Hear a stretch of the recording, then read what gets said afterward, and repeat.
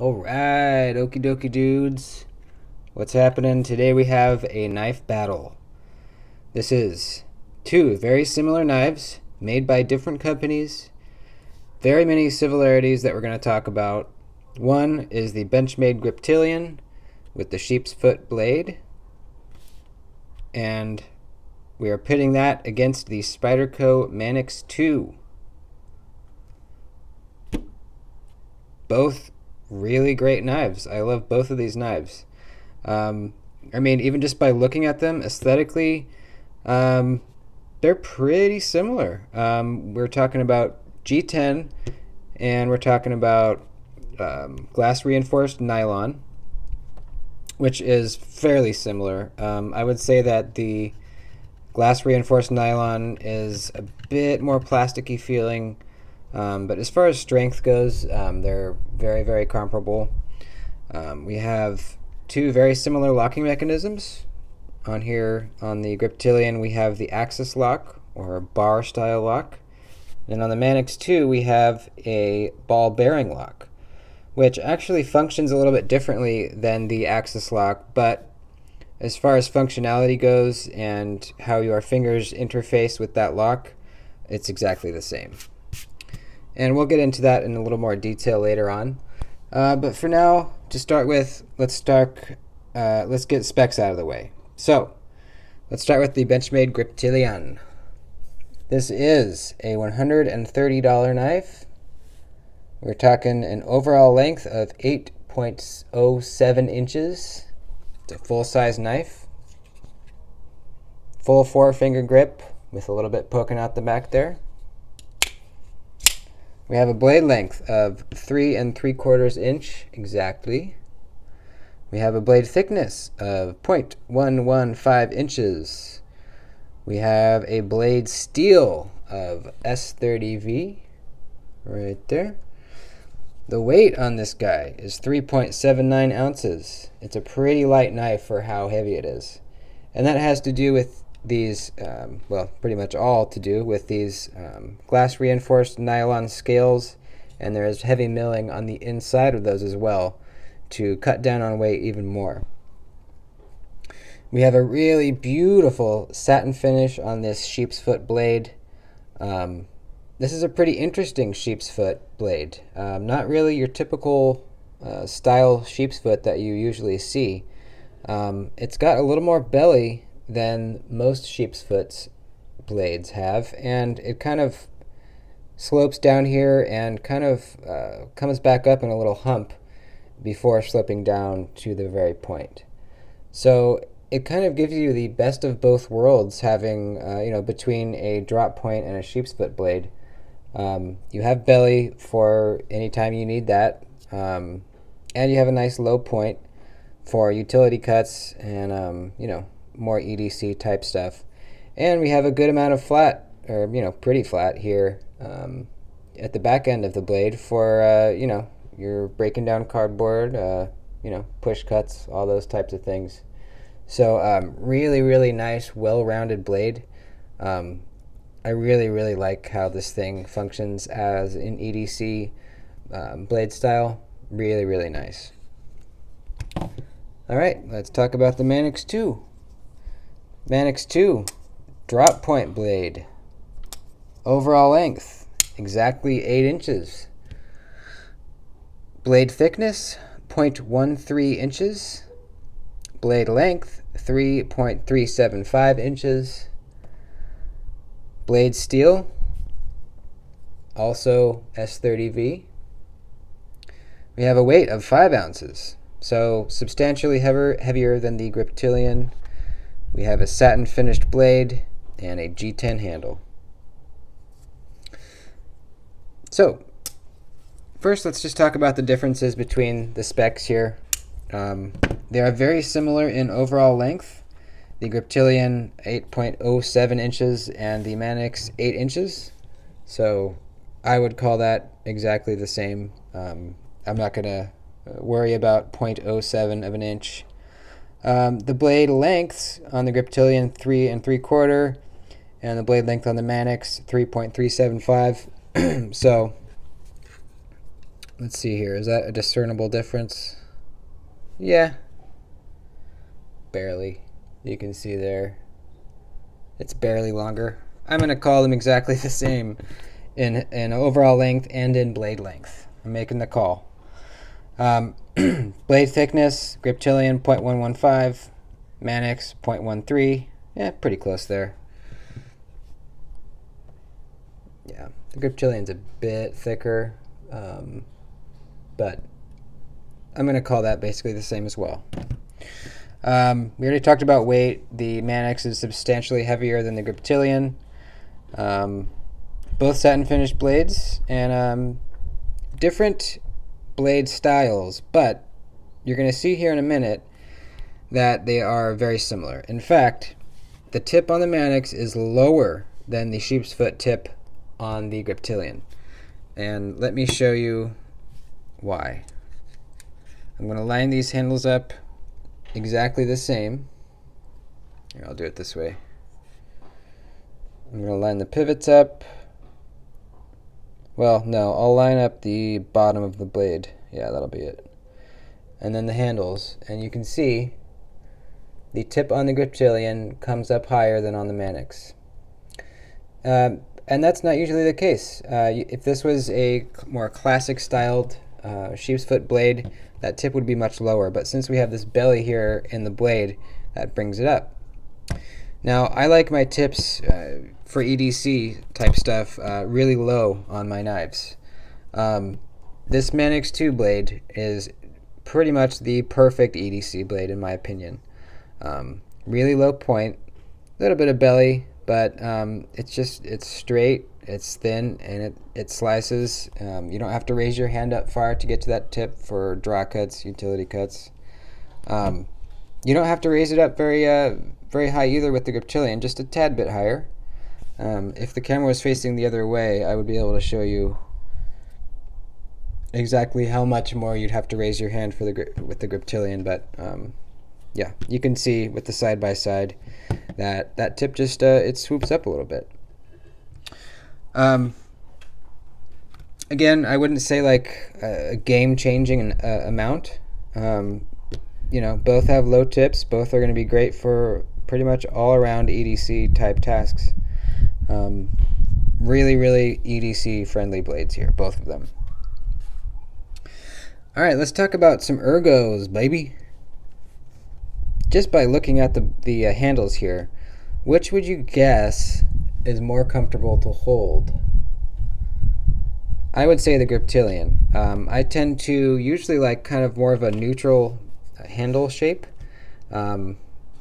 You know, not a bunch of crazy finger choils and grooves, and typically I like something like this where, you know, there's nothing to give you a hot spot. Oh, my curtain's flapping. Whoa there, hang on, buddy. Hang on there, buddy.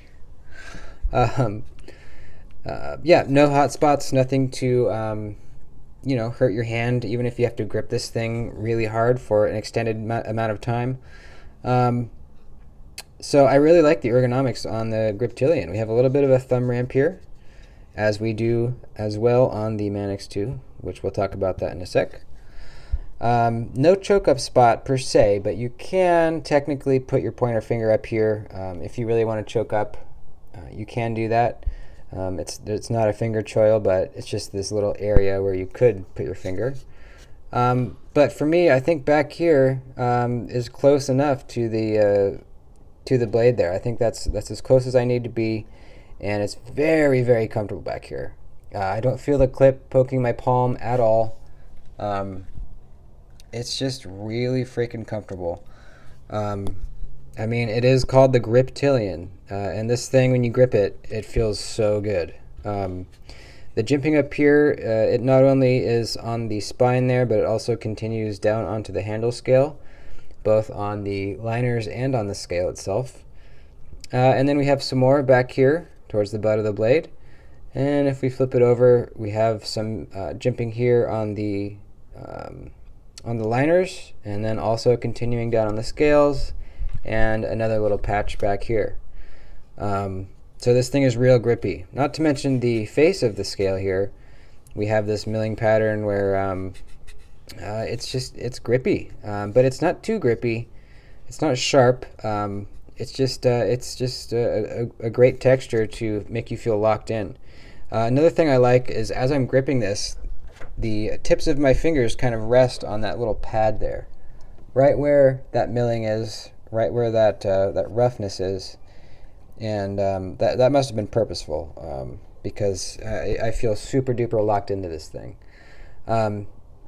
And typically I do like to be able to choke up on my knives. A lot of my knives have a finger choil up here, but with this one I don't mind it. I don't mind being back here, and I do like that if I need to I can come up here pretty comfortably. Excuse me. Oh, there goes my curtain. I gotta fix that. So let's talk about the ergos on the Manix 2. Now this thing is finger choil, finger groove galore. I mean, this thing is I mean, we've got some substantial curves, and it's just choil city, but extremely comfortable. Back here in the choked back position, extremely comfortable, and choked up, extremely comfortable.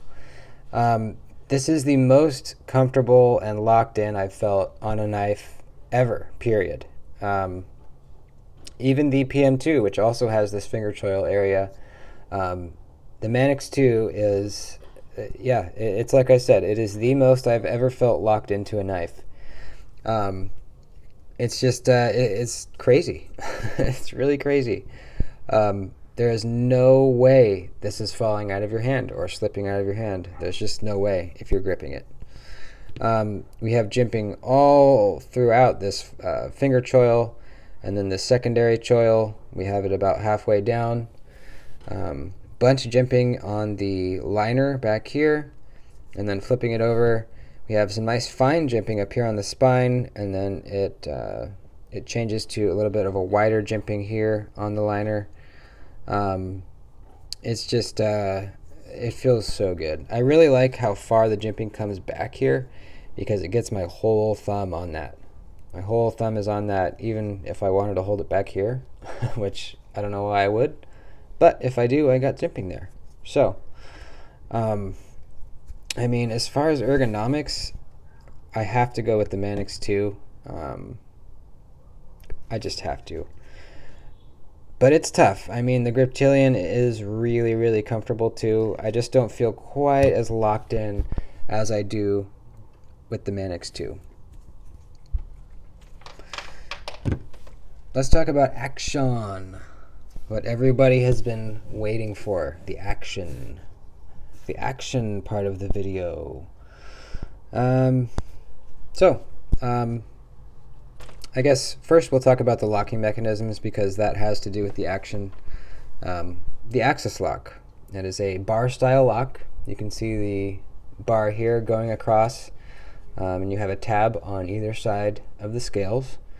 Now that bar, you can see it falls into a slot in the tang when it's in the open position. To close the blade, you pull that down. The blade swings shut, and then that falls back into another groove, which serves as the detent to keep the blade locked inside its handle. This is a really great ambidextrous lock. Left and right-handed users, the knife functions exactly the same. It's great. You know, you never have your finger in the cutting path of the blade. You know, with a liner lock, you would have to your thumb in here, pushing that away. So it's really safe. Really easy one-handed use. As far as the strength of the lock, it's very strong. I'm not exactly sure how strong, but it's definitely not less strong than any other type of locking mechanism. So you're not sacrificing strength for ease of use at all. The blade with the axis lock pulled in is, well, not completely free swinging, but it's pretty free swinging. So when you pull that down, the blade swings shut, and it's shut. We have a finger hole for deployment, as we do on the Manix 2. So you can do the reverse flick on this guy. If you don't know what the reverse flick is, it's using your middle finger here, sticking it in that hole, and then flicking it out like that. The thumb flick, you can also use that hole. On this knife, I kind of prefer the thumb flick, actually. It kind of thwacks out with more authority when you use the thumb flick. And also, you can just pull down on that lock and just kind of use your wrist to flick the blade out. So that's 3 ways to open and close the knife. I always like it when I have multiple means of deployment. It just kind of makes the knife more fun, and you have more options. You know, if you were in a scenario, a tight space where you couldn't open the knife one way, you have other ways to do it. Alright, the Manix 2 locking mechanism, the ball bearing lock. So it looks the same on the outside and it functions the same. You pull down on those 2 tabs and the blade falls shut. But in this case, we have a little ball bearing that is right between these 2 tabs, and that ball bearing falls into a slot in the tang, just like the bar lock does, providing a very, very strong lock. There's a spring at the back of it, so that gives it tension, and when the blade swings open, that spring pushes that little ball right into the slot in the tang, and it is rock solid. This is a very, very strong lock.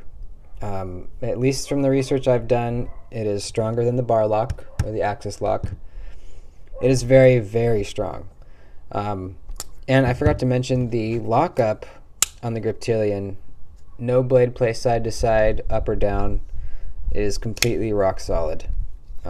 And same as with the Manix 2. Rock solid, no play in any direction. This thing is a freaking vault. I also really like that you can see here we have a stop pin, which is what most knives use to stop that blade from opening even further. You can see it's that post right there. But the stop pin on the Manix 2 is actually this whole bar, which is part of the locking mechanism. So you can see it hits that bar. So that's just a really strong way to do it, which I like. You know, I'm not going crazy with these knives. I'm not cutting down small trees, but you know, it's nice to know that this is just a super duper strong way to lock the knife. Now with the Manix 2, the blade is not completely free swinging either, but you pull that lock down and just a little flick of the wrist and it's shutting. So the Manix 2 is not quite as fidgety as maybe other Spydercos, just because that lock is so strong and it just kind of, I don't know, it's just not quite as free swinging of a blade. Honestly, how I open this knife usually is I just slow roll it out. That kind of feels good to me. It gives a nice click when it opens, and I don't know, that's just how I prefer to do it. Speaking of sounds, the thwack when the Griptillian flies open is loud. I'm not sure if it's coming through on the camera, but it's loud, and when it closes too, it's a really satisfying little whack. I really like that. So let's talk about sharpening and choils. A sharpening choil, I'm going to use a different knife as an example, is this area here between where the blade ends and the plunge line. The plunge line is where that belt sander stopped, and you can see that line coming down. The surface of the bevel comes up to meet that point where it meets the flat of the blade. This little area in here is the sharpening choil. Now you want that line to be pretty far away from the end of your edge, because that gives you more life in the blade for sharpening.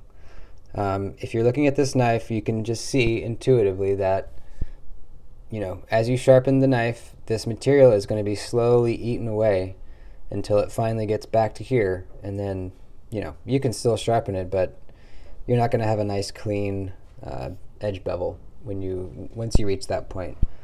But this is a ton of life in the blade. I will never reach that point ever. I mean, I don't think, unless I really seriously chip the blade and I need to remove a lot of material to get it out.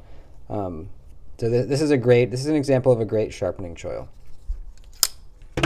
The sharpening choil on the Griptillian is pretty interesting.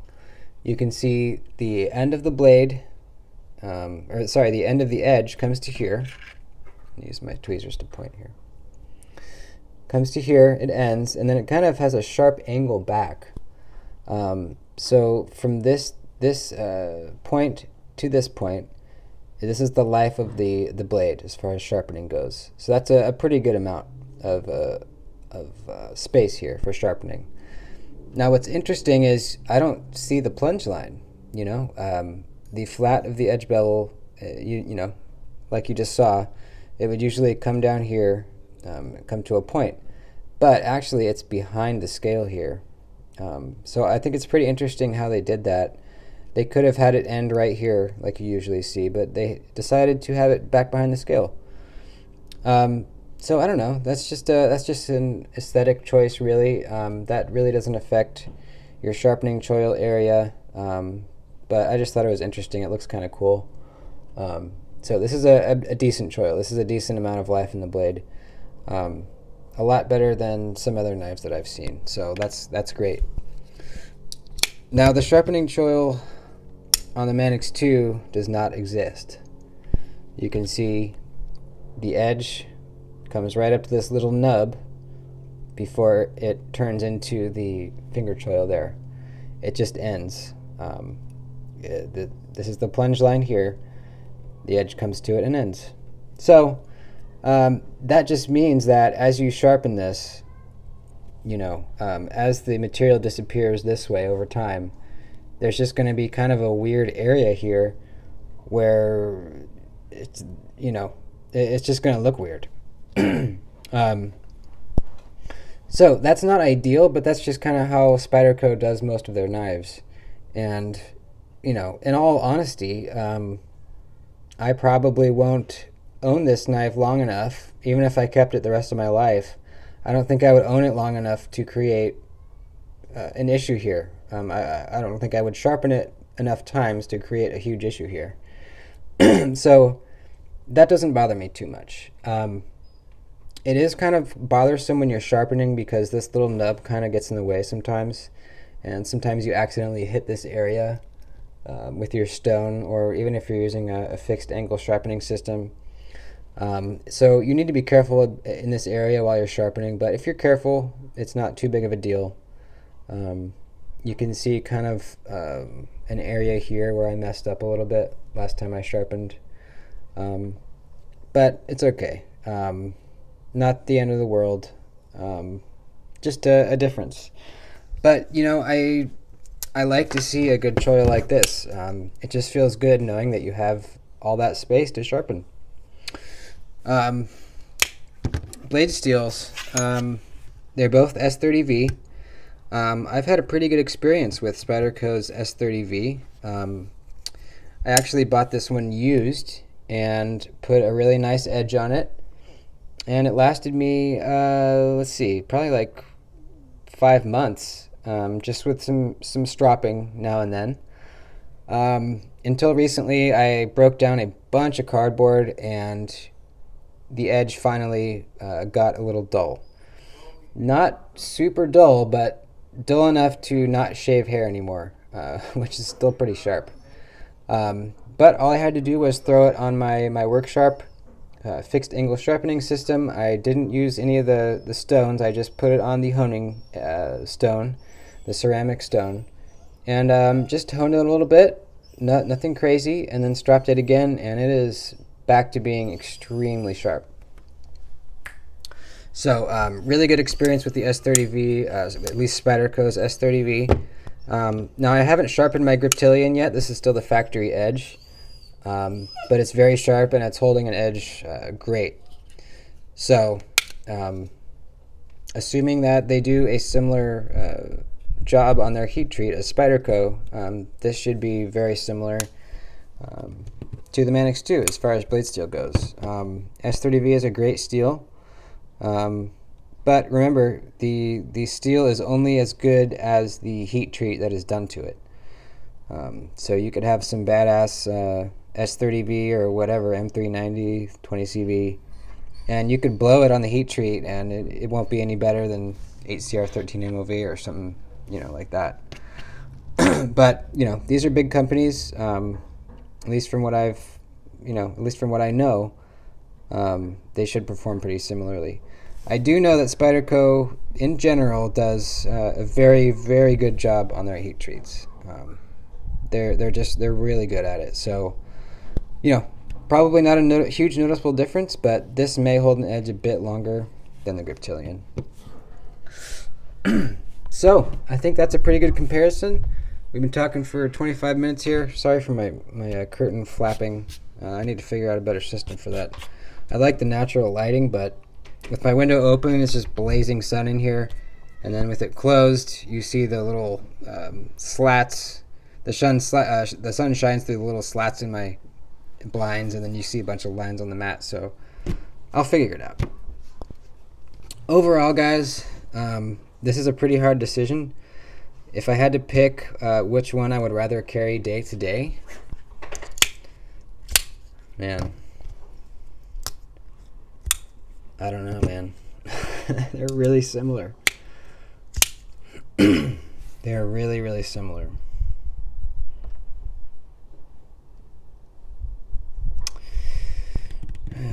Geez, do I have to pick? That's kind of the point of the video, isn't it? Alright, I'm going to choose the Manix 2, and let me tell you why. Excuse me. This axis lock, the way it gets its... Whoa, I could have really cut myself there, but I didn't. Let me start over.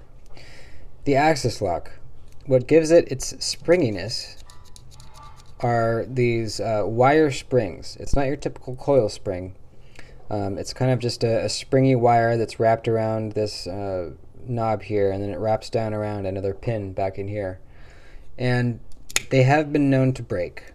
I've only had them break on me once in my bug out, so it is pretty rare, but they do break. And